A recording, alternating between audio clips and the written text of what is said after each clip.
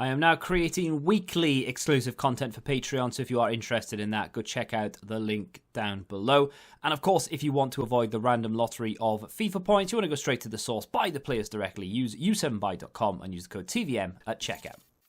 What is going on, guys? TVM here. Welcome back to another video. This is the first team of the season review on the channel, and it is going to be the first of many. I've done 3 so far, or rather I've recorded 3. I need to commentate the other 2.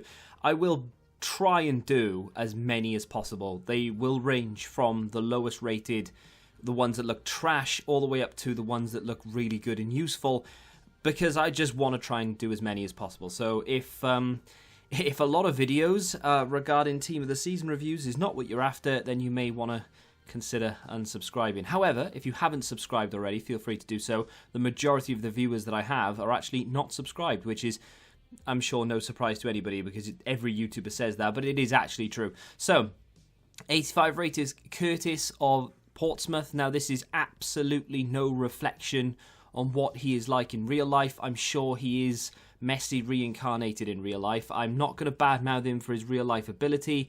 I'm literally talking about FIFA, which, remember, is a video game. Let's just try and have a bit of fun with it, shall we? So 85 rated, extremely cheap. I mean, literally like 15k. I think he discards for 10k, which I think is a little bit lower than what it was last year. I think they discarded for like 15k, but you know, it is what it is. 15k for this card isn't bad at all. 4-star, 4-star, high work rates, which is a shame. But he does have a lean body type, which is quite good. So that with 99 agility, which is what he has, should feel quite mobile, yeah? 90 acceleration, 96 sprint speed. He is a left mid or left wing. I was playing him as a striker, actually, because I don't play wingers. Although I will maybe dabble into playing a 4-3-3 or 4-2-3-1 or whatever it may be, because I'm coming up against that a lot recently. People have played it down the wings and such, and then they catch me out once or twice, and then I have to switch into a really change my width, so I have to try and stop people from getting behind. It works, it's just really annoying. You have to, well, not try and adapt to the way people play, but it's annoying that is becoming the new thing, which is getting around the outside. But with that being said, this guy could actually do that, I suppose. In a 4-3-3, he would be quite capable of running around the outside. My concern would be, once he got there, he wouldn't have a clue what to do. This guy's passing is atrocious. 76 passing.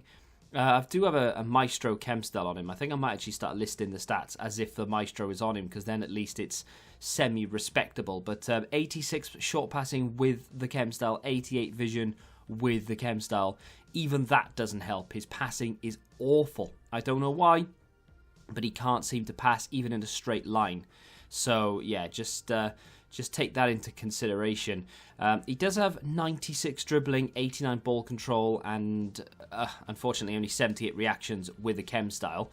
But with that 99 agility and that pace, you'd think he would feel somewhat responsive and somewhat sort of just, you know, agile on the ball, I guess. But unfortunately, he doesn't feel particularly great. I wouldn't say that he's like as stiff as a board or anything. He's not robotic by any stretch of the imagination, but he's not fluid, that's for sure, and that is, in this game at least, definitely a hindrance. As you can see, I've got 3 Team of the Season cards in there, none of which are particularly good, on paper at least, but I am going to review all 3 of those, and like I said, I will review some of the big boys as well, you know, the PKs and the Busquets and the Casemiros and those type of cards. I will get round to those. Now, as you may or may not have noticed, the gameplay, it's from Foot Champs. That's right. I've decided that through Team of the Season, obviously it won't happen in every review because I will be reviewing players on Monday, Tuesday, Wednesday, etc. But I'm going to review as many players as I can. So I'm going to need to play a lot of games.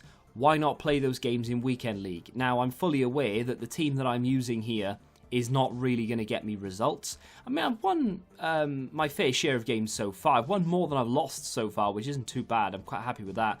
But yeah, I am going to review in Weekend League where possible. So the actual, you know, are they Weekend League ready is literally going to be tested within the reviews of the 3 players that you saw in the squad screen.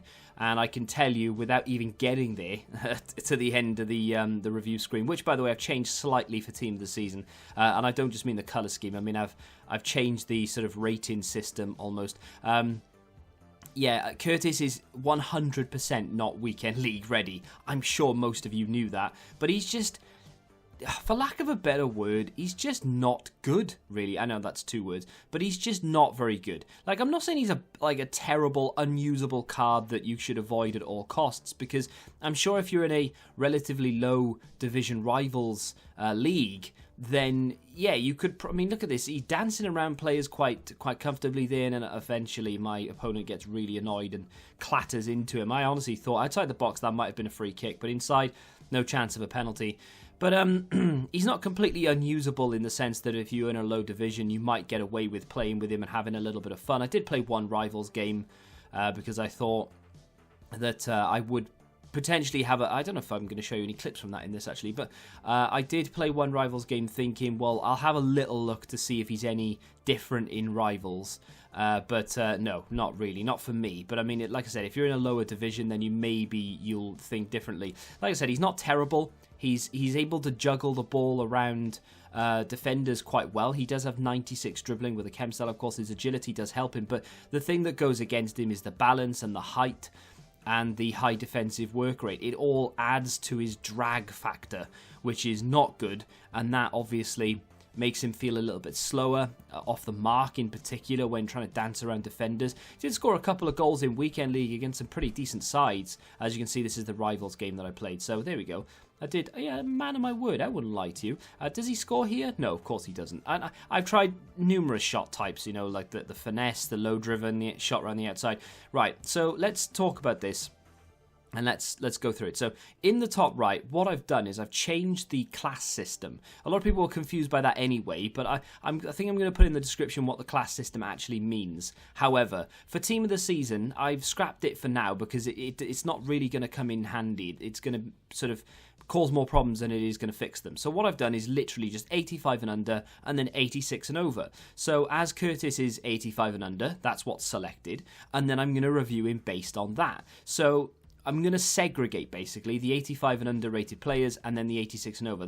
The majority of the people that I review going forward after the EFL disappears is probably going to be the 86 and over, and then we can maybe reassess and maybe bump that up to like the 88s and over or the 87s and over or something. But for now, 85 and under, maybe I should have changed it to 86. Maybe I will. Maybe I'll change it to 86 and under. I don't know. But either way, I think it's fair to sort of separate the higher rated cards to the lower rated. However, even though we've done that, I'm still giving Curtis a relatively low rated. Now 70 looks low and the orange does indicate that it is low, but it's not as low as you might think, because I'm sure at some point there will be a player that I just think is awful. Now, he wasn't awful, right? But I was playing in Weekend League, so I am going to be a little bit more harsh with these players. If I play with them in Weekend League in particular, I will take that into consideration that if they are scoring goals and playing well in Weekend League, they're doing it against people who are playing this game strictly for competitive reasons,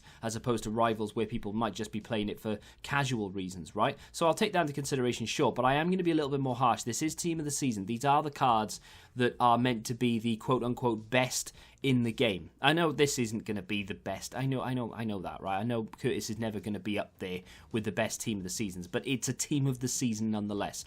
I don't think I'm going to call it Team of the Season so far either, because it is Team of the Season, so there, just get that off my chest. But, very good value for coins because he's so cheap.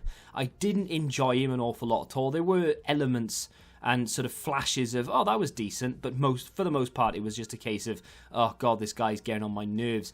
You know, this bit of football here that you're seeing on screen was actually pretty good, and I did enjoy this aspect of it. You're trying to dance around the defenders, and he was pretty good at that, but you'll notice that the sort of the touch that he takes after bursting out is so heavy, and that just adds to it again.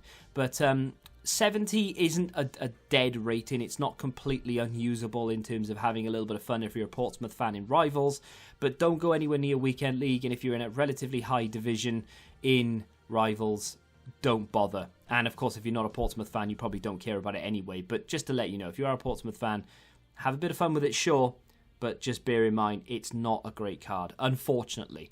But we move on. Let me know who you want me to review next. If you have enjoyed the review, hit that like button, subscribe to the channel if you're new, and until the next time, goodbye. Football Index. The game changed. Download the app now.